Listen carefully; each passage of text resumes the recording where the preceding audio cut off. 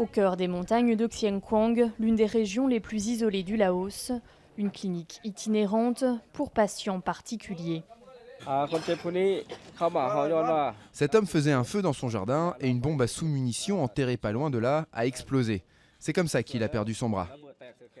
Donc là, on va lui fournir une prothèse. Ici, pas d'ordonnance ni de médicaments, mais des moulages réalisés pour fabriquer des prothèses sur mesure.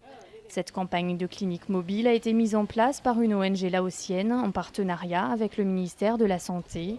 Objectif, amener des services médicaux spécialisés auprès d'une population particulièrement vulnérable. Ici au Laos et en particulier dans notre région à Xieng Khouang, il y a beaucoup de personnes amputées car la zone a été massivement bombardée par les Américains pendant la guerre. Il y a encore beaucoup de bombes à sous-munitions cachées dans le sol et elles provoquent chaque jour de nouveaux accidents. Victime des bombardements américains pendant la guerre du Vietnam, le Laos est aujourd'hui le pays le plus pollué au monde par les bombes à sous-munitions. Depuis la fin de la guerre, elles y ont tué ou blessé plus de 20 000 personnes. Touché par une explosion à l'âge de 8 ans, Toumi a créé une ONG qui aide les rescapés à vivre avec cet héritage douloureux.